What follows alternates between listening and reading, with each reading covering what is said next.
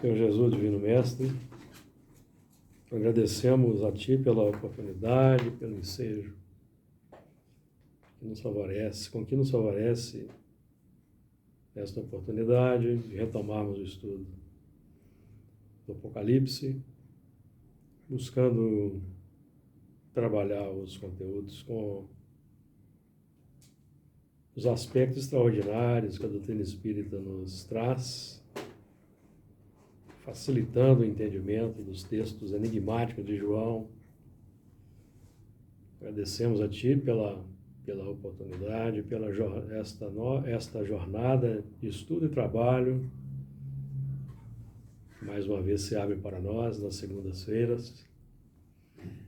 Que esse nosso esforço pelo entendimento, pelo estudo, seja favorável também aos irmãos sofredores do plano espiritual, os desencarnados que estão aqui nesta casa, internados, albergados, em tratamento, em aprendizagem,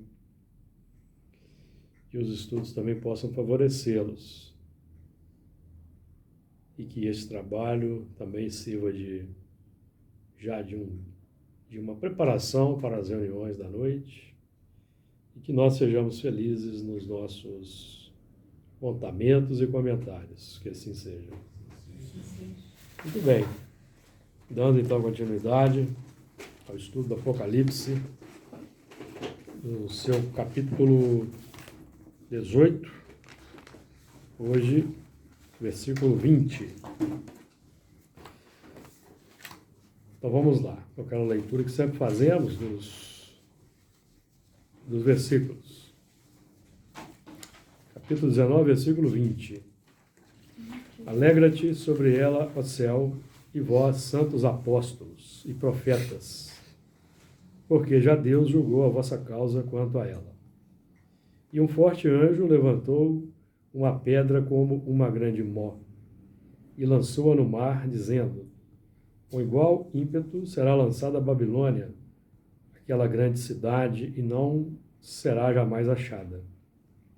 E em ti não se ouvirá mais a voz de arpistas e de músicos, e de frauteiros e de trombeteiros, e nenhum artífice de arte alguma se achará mais em ti.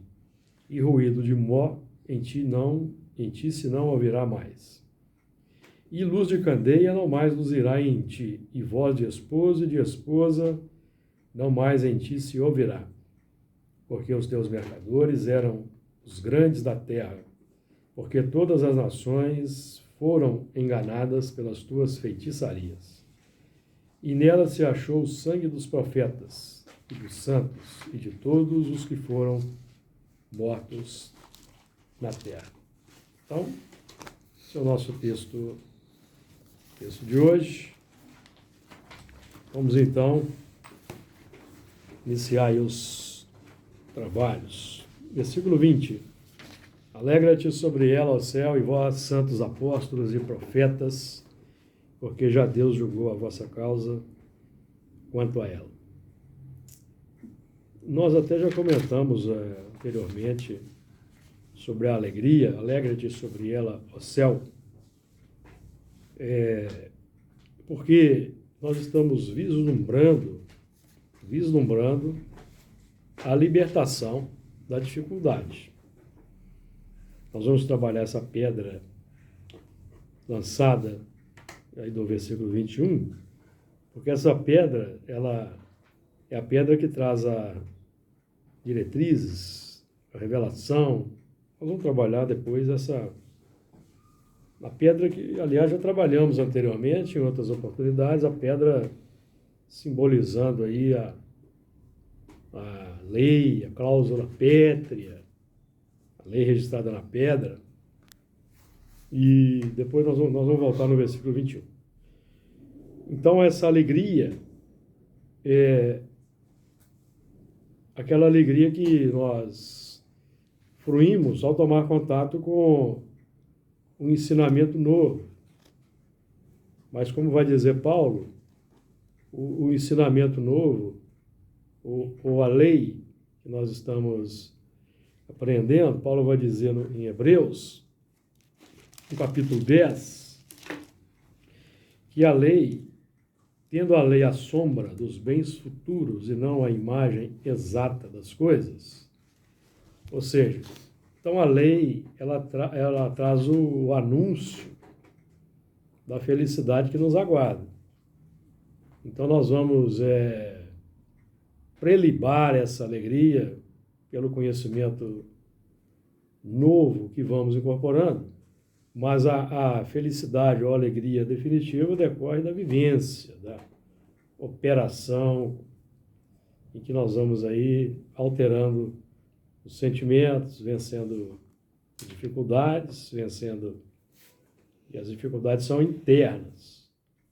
As dificuldades externas são instrumentos didáticos para nós vencermos a dificuldade interna. A realidade de fora, o mundo, as circunstâncias, as pessoas, o acontecimento, revelam a nossa dificuldade ou a nossa conquista perante o que emerge da nossa intimidade, do nosso coração, no impacto, no contato social. Então emerge. O que emerge pode ser a felicidade, a virtude, ou pode ser a imperfeição, os sentimentos complexos, que sempre propõem reações difíceis, ideias também complicadas. Então, nosso trabalho é esse aí de alegria inicial com o entusiasmo, com o conhecimento. Depois ele vai se tornar amargo à medida que nós vamos defrontando as imperfeições, as más inclinações, as tendências do passado, que precisam ser revertidas. Então, alegra-te sobre ela, ó céu,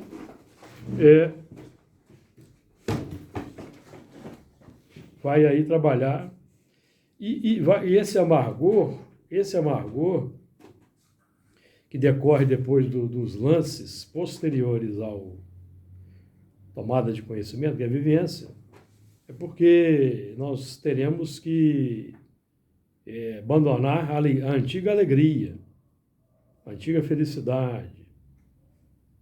Aí nós vamos dizer assim, até em tom de, eu era feliz e eu não sabia. É isso?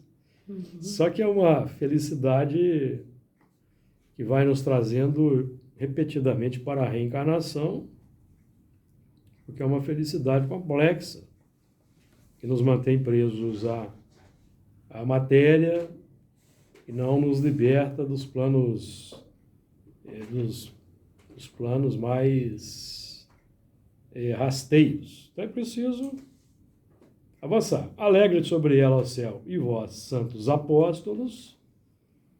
O apóstolo é o aprendiz ou discípulo que investiu na fé. Quando nós dizemos investiu na fé, não estamos aqui falando apenas daquele que frequenta o templo. Investir na fé é adotar as disciplinas, os esforços. E o apóstolo é aquele que demonstra a fidelidade. A fidelidade ao programa. O programa superior já adotado no plano mental. Mas o apóstolo evidentemente, ainda não é o espírito perfeito. Vamos lembrar de Paulo, vamos lembrar de Pedro, das dificuldades internas que eles traziam, mas essas dificuldades internas não os impediram de amar e trabalhar, porque, de fato, culpa, remorso, arrependimento não deve ser impedimento para o trabalho. Aquele que se deixa paralisar pela culpa, pelo remorso, pelo arrependimento, demonstra um alto grau de orgulho e de vaidade, porque, por acaso, aqui nós temos a tola vaidade de supormos que nós não vamos errar mais. mesmo depois de décadas de espiritismo, é uma tola vaidade. Então, é prosseguir para o alvo. Prosseguir para o alvo. Indo, levantando e seguindo em frente. Porque o investimento na nova área é que vai desativar a felicidade da área antiga. Então, o investimento inicialmente vai ser o dever, obrigação, o elemento vai empurrado, vai dar trabalho para o coordenador dos trabalhos, para o dirigente tem que estar sempre chamando a atenção, aí vai gerar aquela indisposição, às vezes melindre, certo? Mas é que a pessoa não entende o sistema. O sistema depende de coordenação, depende de disciplina, e ninguém é obrigado a participar, mas desde o momento que abre o coração para participar, tem que adotar as disciplinas. Senão, vai instaurar complicação no complexo de trabalho edificante. Então, o apostolado é que vai desenvolver a virtude plena, o apostolado. O elemento trabalha a despeito da dificuldade, a despeito da imperfeição, a despeito do erro. Ele vai embora, prossiga para o alvo. Assim, Paulo, por exemplo, agia. E Paulo, como que injetou um novo ânimo no círculo dos apóstolos, depois da partida de Jesus. Foi ele que injetou um novo gás ali, um novo ânimo. No princípio, Pedro não compreendeu, não aceitou, havia aquela dificuldade, mas depois Pedro entendeu e seguiu atrás de Paulo. Foi parar, inclusive, em Roma. Então, são os movimentos aí para os quais temos que atentar. Então, se não fosse a humildade de Pedro, lá na Igreja do Caminho, perante Paulo, já teria havido um cisma logo naqueles primeiros momentos. E é interessante, né, quando a gente lê a Bíblia, no início, chamados de discípulos, né? Primeiro discípulo. Depois é que são chamados de apóstolos. Pedro era tido como aquele operário rude, né? Trabalho bruto, aquela coisa toda, né? E, no entanto, a sensibilidade estava... Porque já era um espírito preparado, um espírito que vem evoluindo ali junto aos hebreus. Então, ali era entre os apóstolos, nós estamos vendo ali profetas, patriarcas. Todos ali foram escolhidos, né? Então, já trazia. Tem tradição que vai dizer que o Pedro foi o Abraão, por exemplo, Salomão. Salomão? Porque Pedro tinha uma sabedoria. Tinha. Inata. Pedro é que, graças à atuação de Pedro, da Igreja do Caminho, que não houve o cisma entre Paulo e Tiago. Sim. E Pedro tinha sabedoria. Então tem tradição que diz e aponta que ele é o Salomão, que foi o Abraão, assim como o João foi o Daniel, depois foi Francisco de Assis. Não era qualquer um, amigos, eram espíritos... Não, sim. Então ele teve que trabalhar só mesmo pela rudeza dele, né? Porque... ciúmes. Mas era até necessário. Gente, é também, mil vezes preferir a pessoa ser temperamental do que ser um dissimulado falso. O temperamental, ele é autêntico, você sabe. Isso que eu ia falar, ele era autêntico. Já os fariseus eram o quê? Dissimulado. E era necessário, né?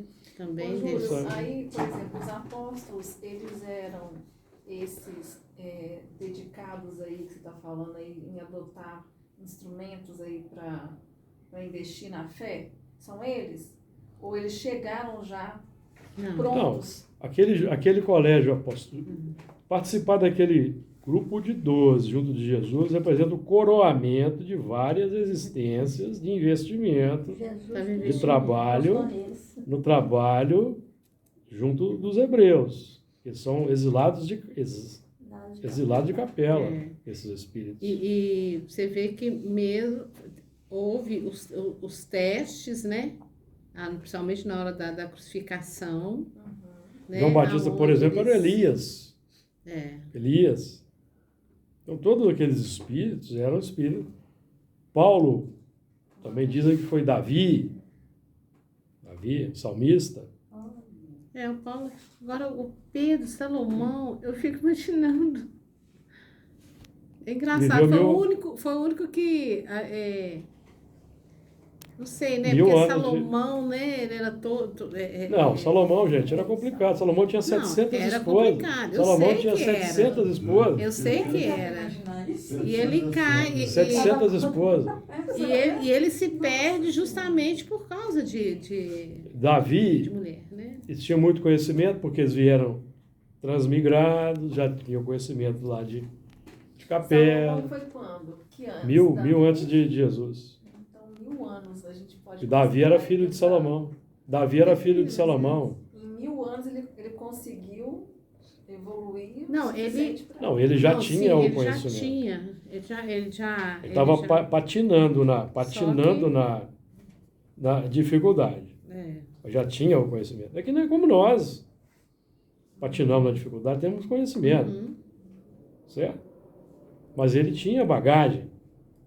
Tinha bagagem. Sim, mas essa bagagem dele ela foi testada Em durante de em outras 1000 anos, encarnações, evidentemente. Ele pra que passou pudesse. passou por experiências humildes, passou por experiências mais foi rudes. E foi testado na época de Jesus, Exatamente. né? Quando ele ainda o negou. Porque ele tinha a tendência de negar, né? É. Não é negar. Quando nós nos matriculamos na escola espiritista, por exemplo, mas ainda ficamos patinando nas perfeições, flertando com o passado, é negação. É negação. Agora, isso é um movimento natural. É. Então, o apostolado é o fim. O sacerdócio é o meio, o apostolado é o fim. Que o apostolado é que vai nos colocar na antessala da perfeição espiritual. Então, alegre sobre ela. Porque o apóstolo é aquele que já tem condições de elaborar no campo do amor. Porque o apóstolo já tem o conhecimento, ele já ama outras coisas, tem o amor, traz o amor, mas voltado para outros aspectos. E agora, pela firmeza de fé, pela firmeza de propósito, ele vai trabalhar no amor segundo aquela proposição. Então, ele precisa investir, acreditar. O acreditar, aí não é o acreditar periférico, não. O acreditar definindo a decisão de praticar. Porque quando nós estudamos a fé segundo os Espíritos do Evangelho, segundo o Espiritismo, a fé é a vontade de querer e a certeza de que essa vontade pode obter satisfação. Eu quero ser espírita? Quero. Agora eu preciso acionar a vontade, o propósito de querer me transformar em espírita. Então, a fé deixa de ser uma postura, deixa de ser apenas uma postura mística perante o altar, no templo, para ser uma equação matemática de vivência experimental e científica no dia a dia, em que eu vou experimentar no dia a dia aquela proposta, praticar. Aí, com tempo de prática, de insistência, eu vou constatando o resultado internamente. Qual que é o resultado que vai sendo elaborado internamente? Confiança, segurança, coragem, determinação, serenidade, alegria, estar seguindo, tá firme. É o que aconteceu com os apóstolos, né? Isso é com os No apóstolos. início eles eram muito inseguros, né? Não acreditavam neles mesmos. Depois Exato. foram se lapidar. Porque a certeza só vem depois da... A certeza só vem com a prática. E Então, o elemento, enquanto ele não pratica, ele permanece na dúvida. Ah, será que é isso mesmo? E não sei o quê.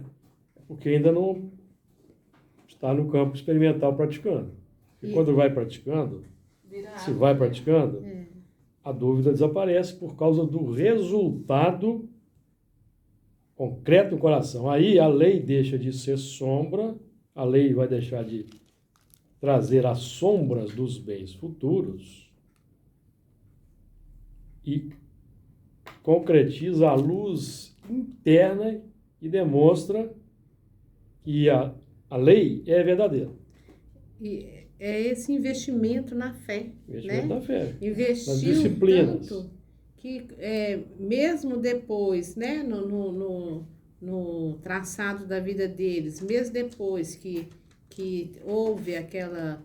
Porque quando Jesus estava na cruz, né, o único que estava ali era João. O resto todo Isso que eu ia falar. foi, né? Foi embora, né? Isso quer dizer que nós não devemos carregar a culpa. Então, então Lógico eles, que o não. que eles fizeram? Né? Eles caíram. Os apóstolos são um exemplo, que não se devem carregar Isso. a culpa, né? Então, esse investimento na fé deles foi extremamente importante para que eles levantassem, porque eles poderiam carregar essa culpa. No momento exato, eu não fiquei, então eu podia carregar. Mas o investimento na na fé tem âncora prática, fez com que eles levantassem. âncora prática na atividade. Uhum. Então, por exemplo, ao médium, eu vou investir na fé, mas ele não é assíduo, não é pontual. Não estuda. Não estuda? Então não tem investimento. É periférico. Estudar é imprescindível. Vai empurrado.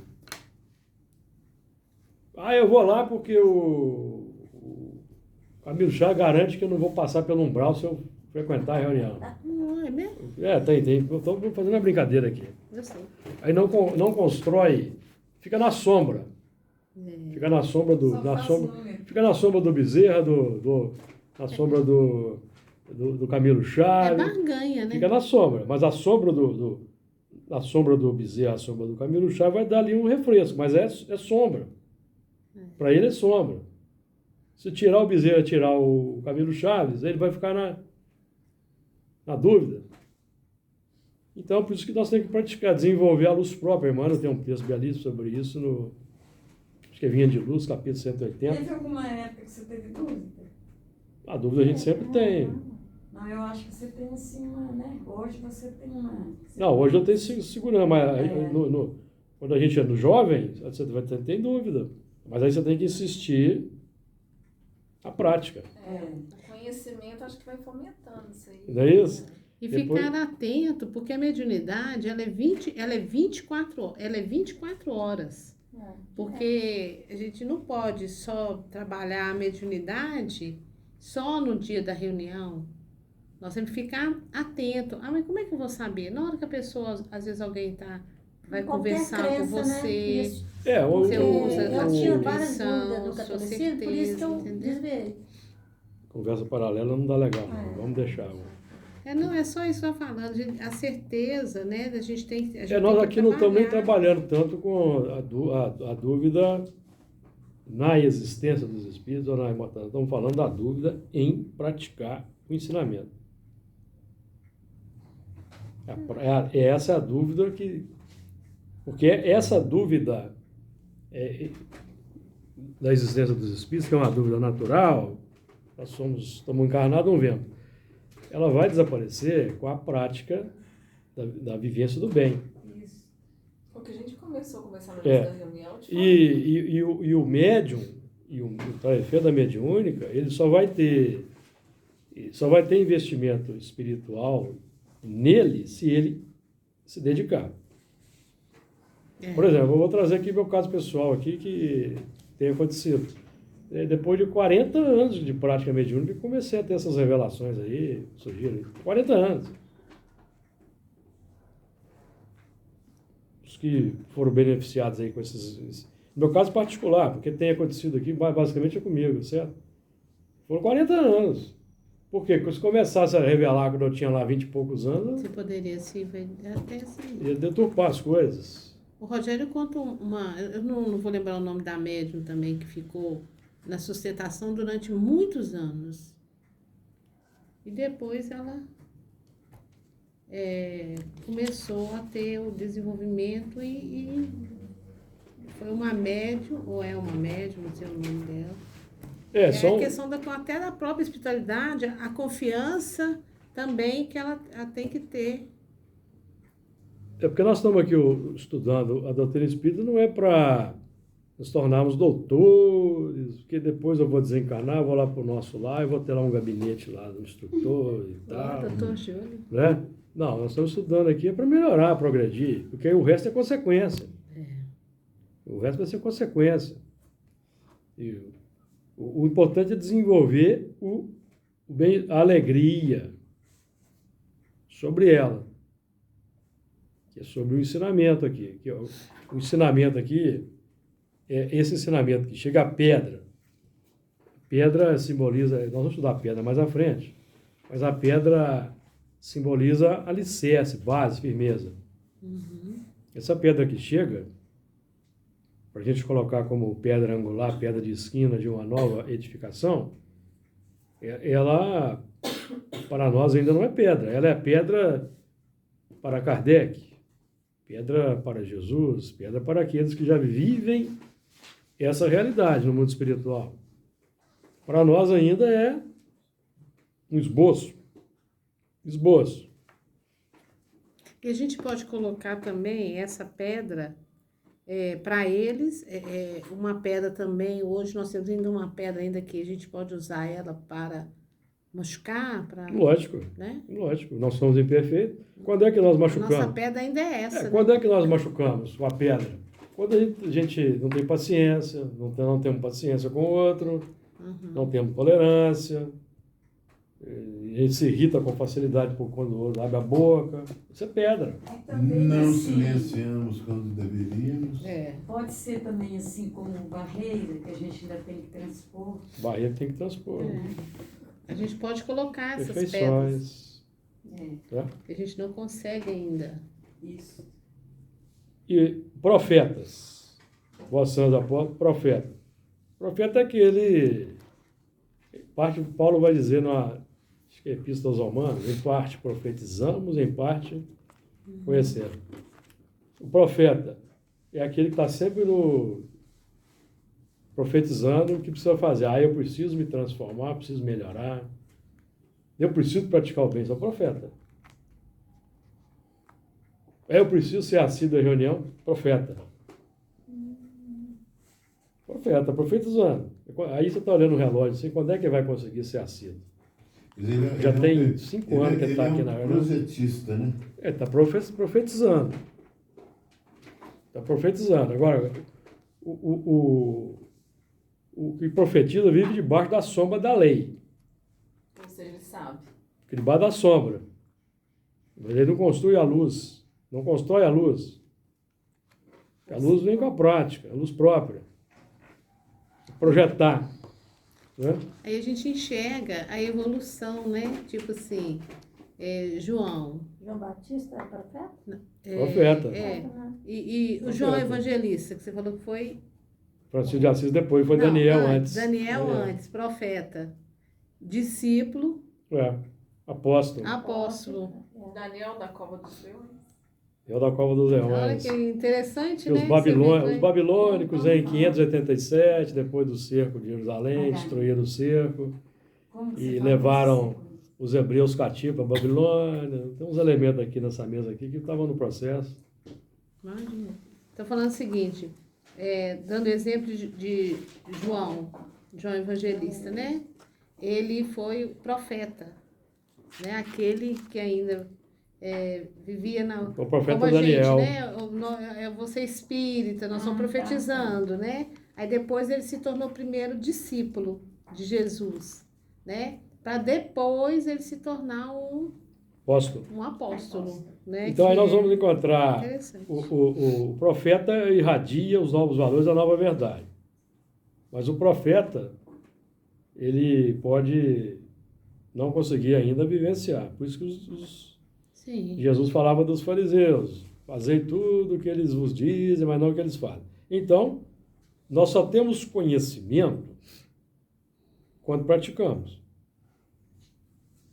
Conhecimento é experiência empírica, vamos colocar assim. Nós vamos lembrar lá dos empiristas, se não me engano, o Conte, que era empirista, não lembro qual que era agora, Testando, né? que pregava que o conhecimento vem da prática. Sim, a gente, por exemplo, a gente aprende com a doutrina espírita que a força para progredir, ela é inata, não precisa de ensinamento. O progresso não depende de um ensinamento. Então, nós vamos progredir pela força das coisas, né? Experimentação prática, na base do impacto. Certo? Você vai vivenciando, vai seguindo seus instintos, seus desejos, aí você toma uma pancada depois na outra encarnação, toma de novo, você começa a refletir, peraí, uma coisa, eu preciso mudar. Mas para facilitar esse processo,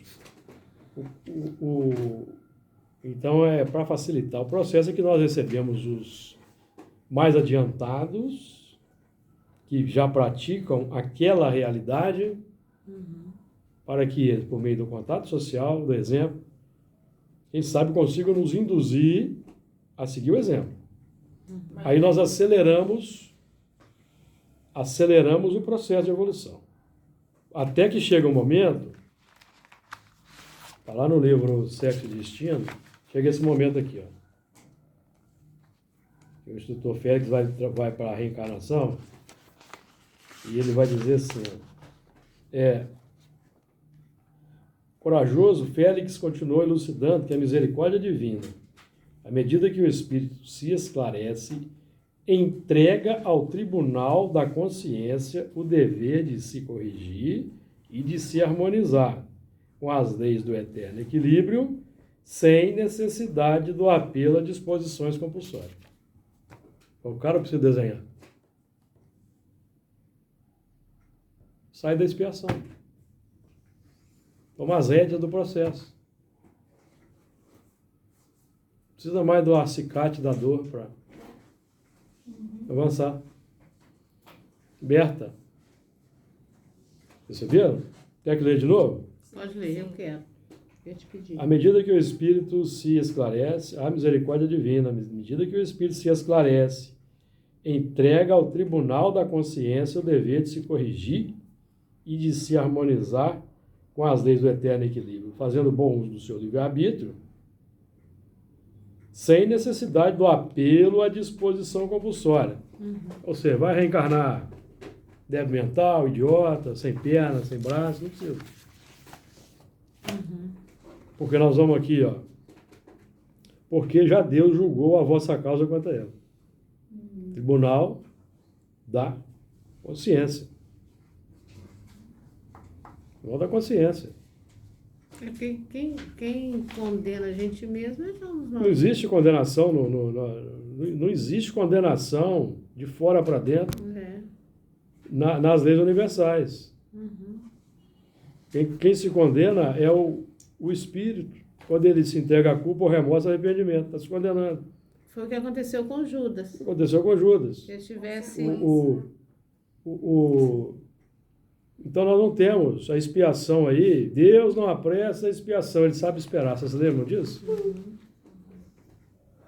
Então o elemento é complicado.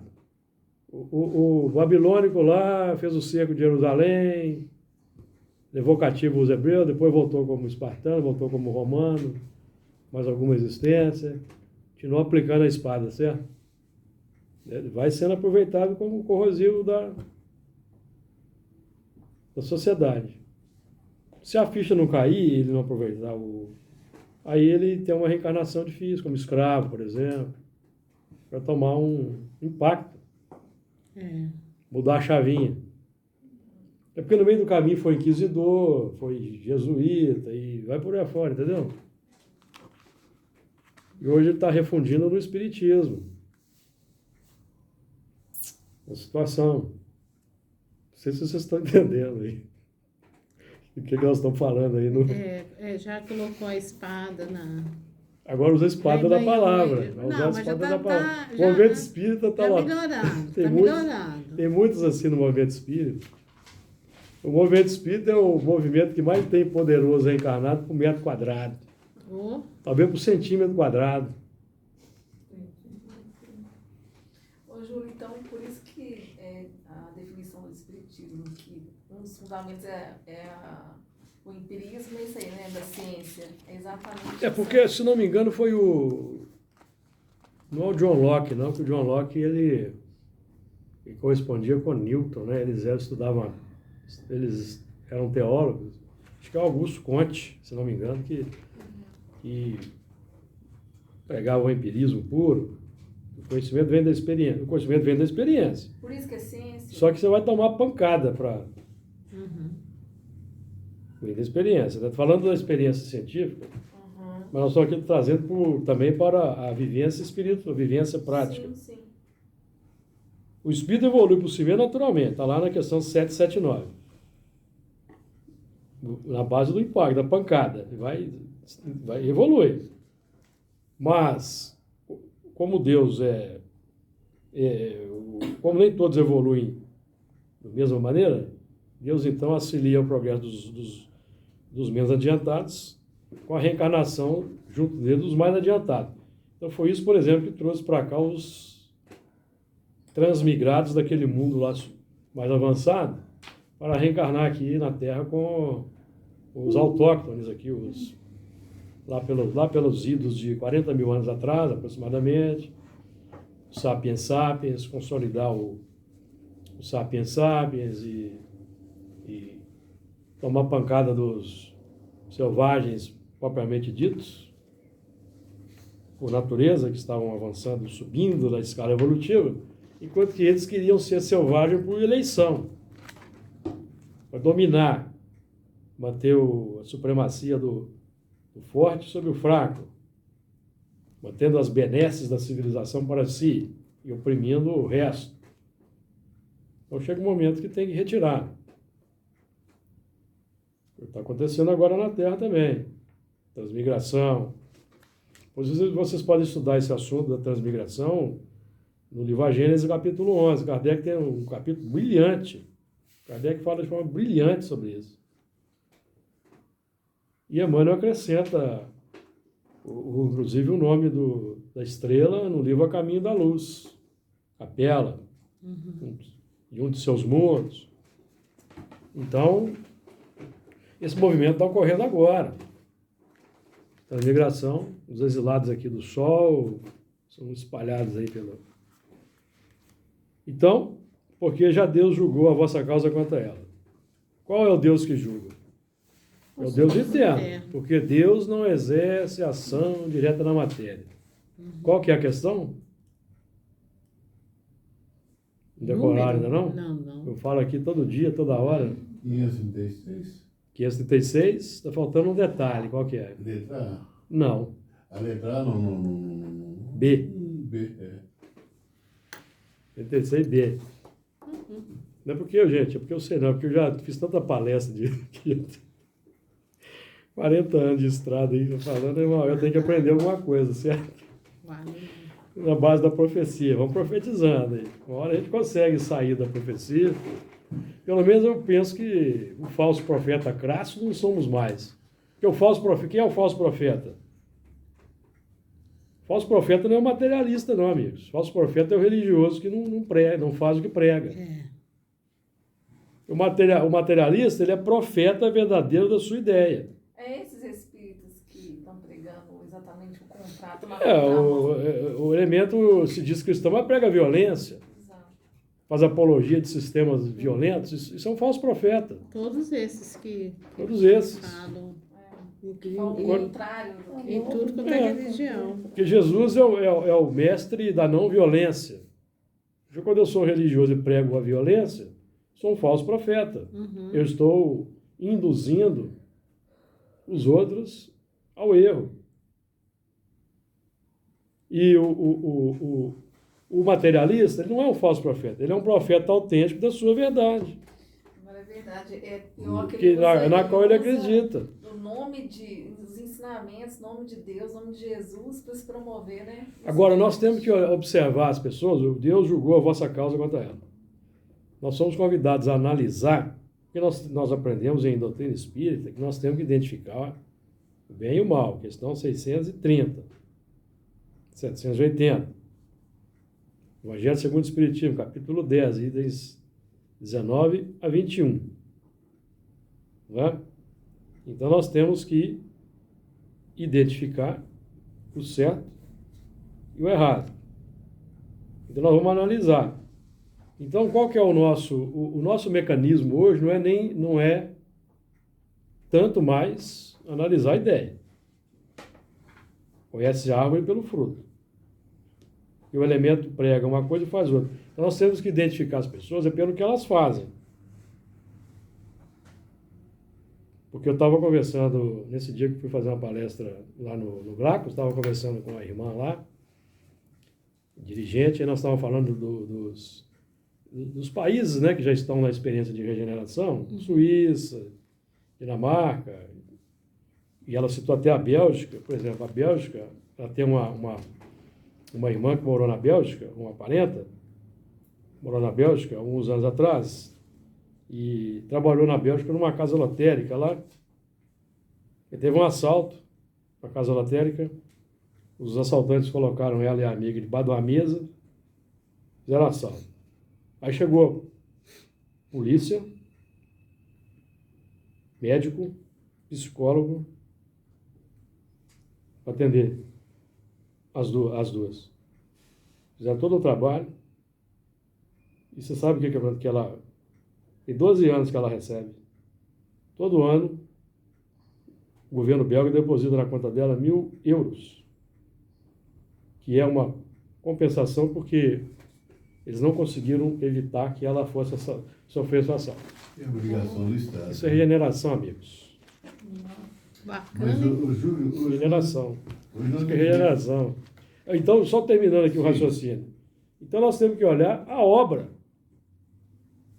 Porque nós temos, de um lado, o religioso que prega a violência, bate palma para a violência, vai para passeata com carro alegórico de revólver.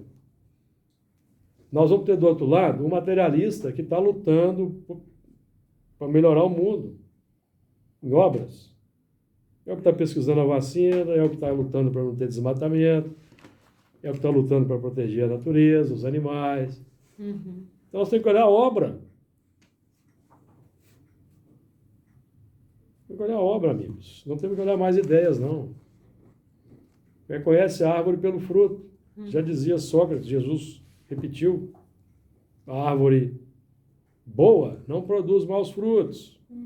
E vice-versa. Então, a linha de corte hoje é a obra, porque tem falsos profetas enganando e seduzem. Jesus já alertou sobre isso. O movimento hoje é de ajuntar em molhos. Ajuntar em molhos. Então, com quem nós estamos nos ajuntando, vamos tomar cuidado. Nós vamos continuar juntos. Diga lá, Fernando. Nós vivemos um momento também de falsos profetas que eu acho muito interessante e muitos não percebem. Um momento, às vezes, de posicionamento. Às vezes a pessoa se acovarda e tira uma de neutro, quando na realidade está sendo omisso.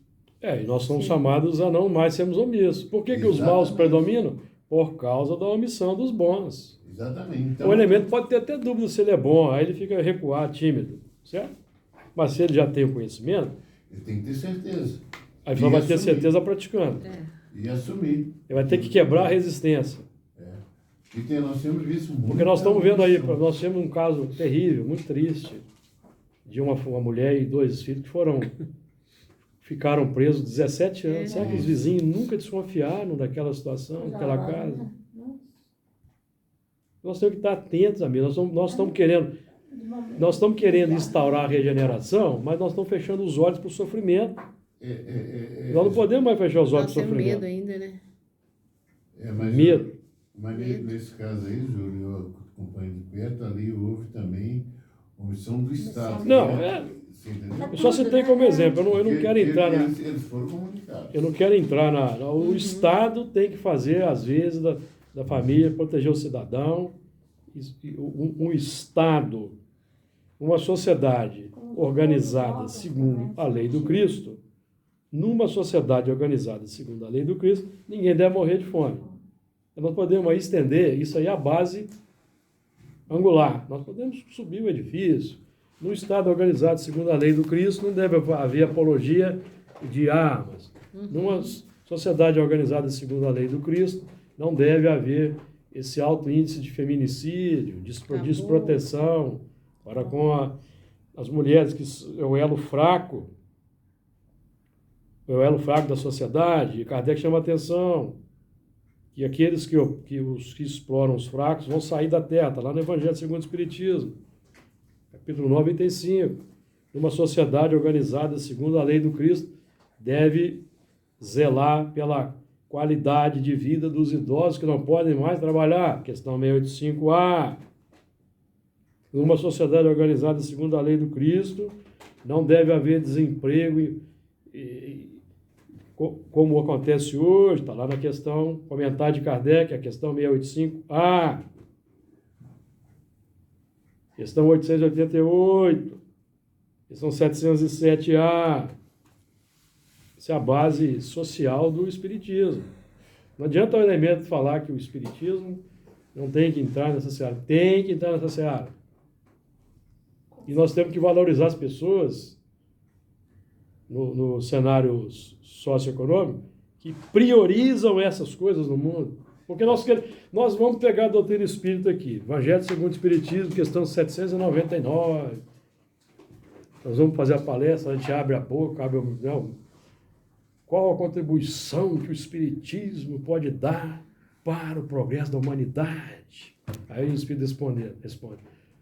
A destruição do materialismo. Aí nós falamos com ênfase.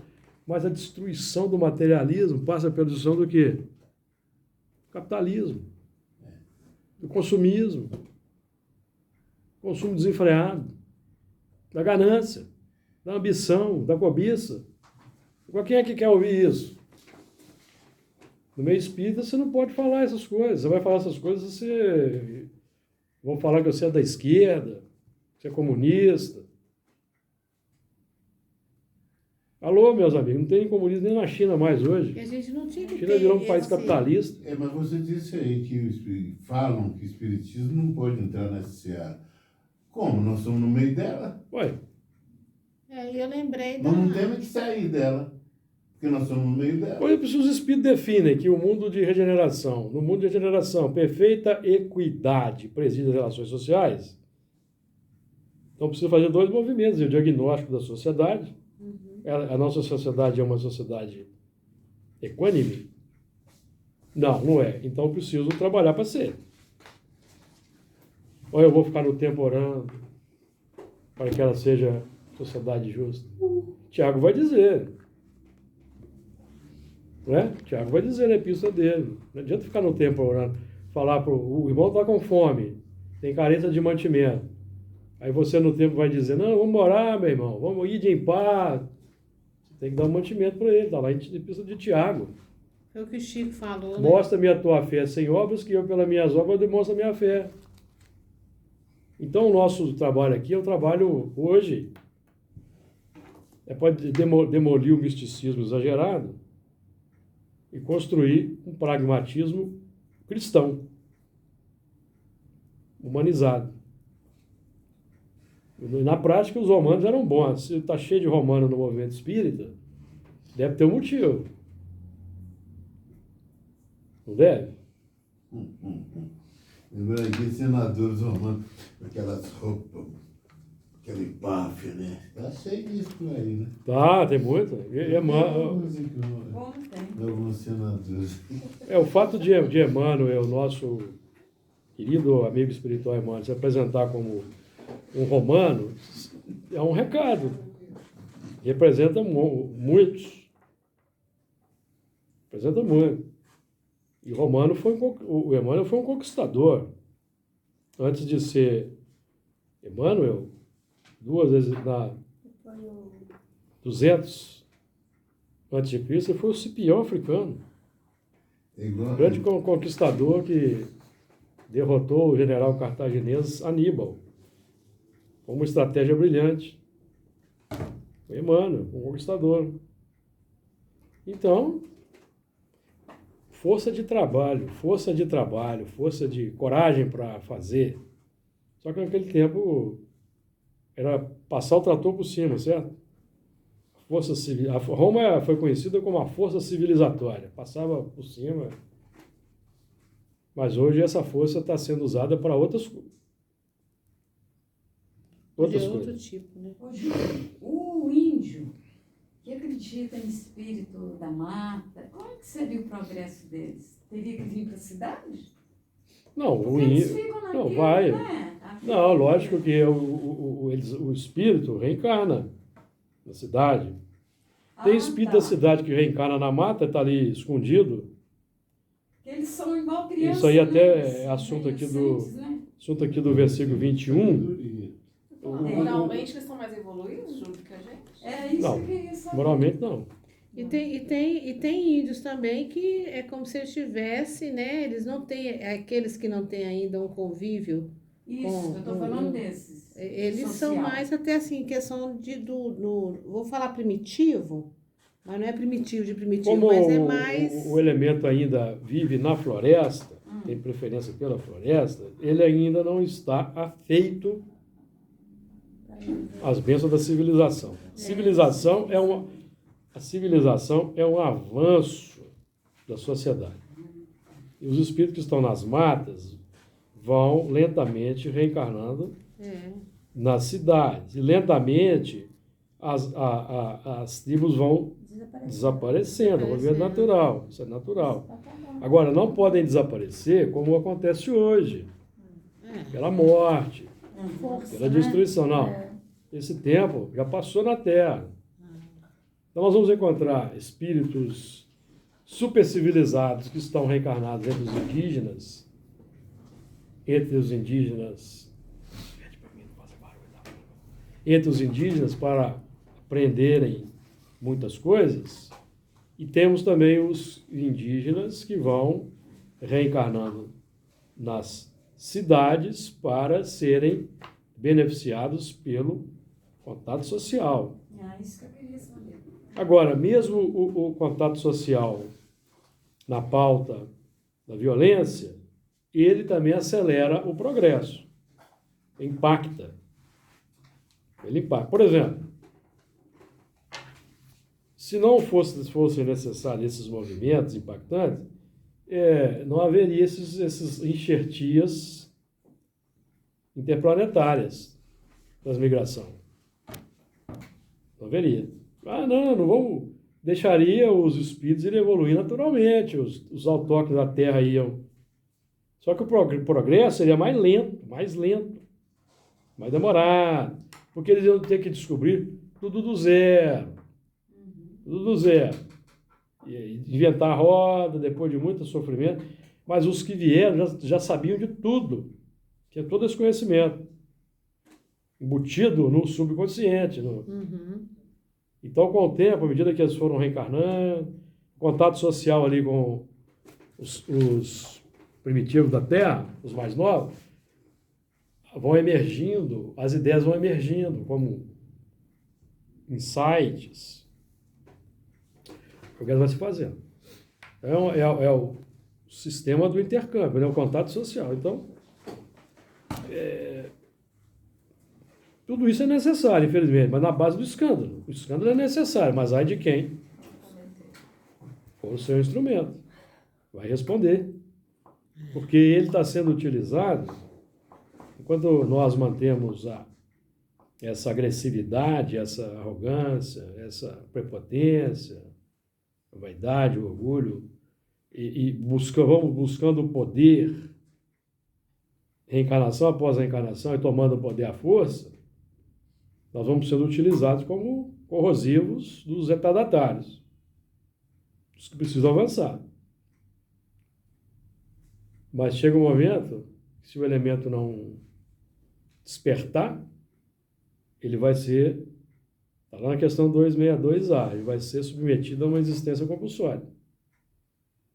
Por piedade e misericórdia, para ele deixar de continuar naquela diretriz. Porque o objetivo da reencarnação não é castigar e punir ninguém. Não existe isso na lei.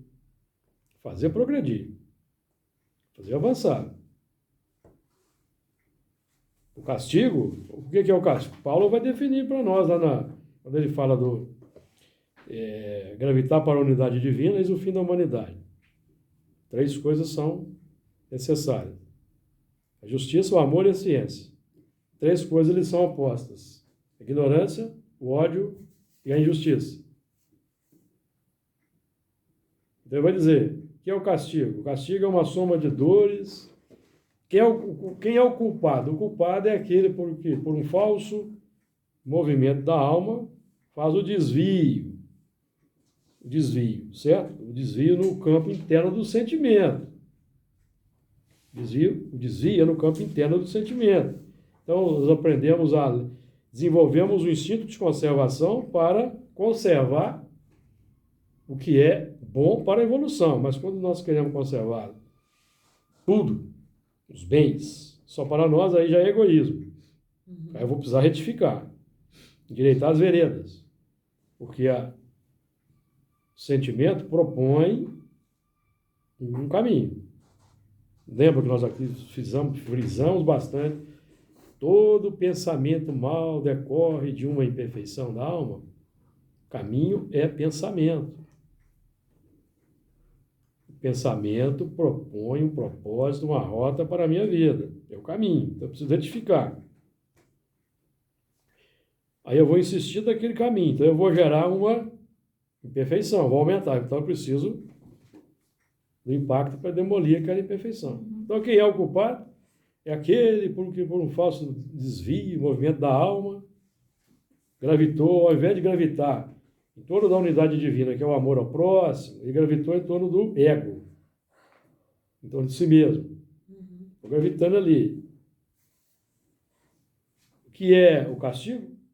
Uma certa soma de dores para fazer com que ele aprenda a desgostar, quer dizer. Então o elemento, ele aqui na Terra, ele acha que a felicidade ele vai ser adquirida, ele se entregando ao prazer alcoólico. Então ele vai e se entrega. Só que ele vai se tornando escravo. Aí, qual a consequência? Dor, vai ver lá, as doenças, distúrbios orgânicos, é a dor da lei natural para fazer com que ele desgoste do desvio. Aí vai, peraí, preciso parar de sofrer, esse negócio está me dando, eu estou achando que eu estou adquirindo alegria, eu estou desenvolvendo esse sofrimento, eu tenho que parar com isso.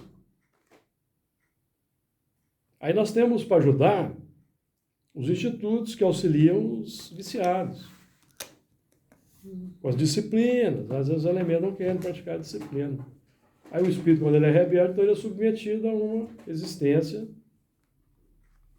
em que ele vai ser convidado a uma determinada inibição orgânica que ele não pode nem sentir cheiro de álcool, por exemplo. Pode falar. Não, aqui quando você estava falando, 2 vezes já me veio aqui João Batista, né?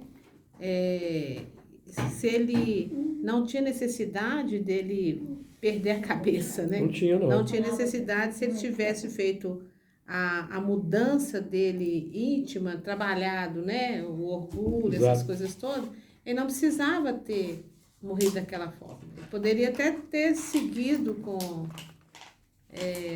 Jesus. Porque né? ele cometeu um excesso. Ele não tinha que ficar condenando o Herodes e a Herodíada, não tinha. Mas acontece que ele acabou sendo o escândalo necessário para os dois. Mas acontece que, como ele não conseguiu segurar a língua, como ele é o Elias, que havia de vir, não foi reconhecido, fizeram com ele o que bem entenderam, Elias tinha mandado decapitar 400 sacerdotes do deus Baal. Ele não tinha que morrer decapitado, porque ele É, Mas como ele não conseguiu segurar a língua, então ele foi decapitado. Ele já precipitou a necessidade. Aí eu lembrei. Então, o mal é o seu próprio remédio. É. O mal é o seu próprio remédio. Agora A você imperfeição é o próprio remédio para a cura. Você vê, né?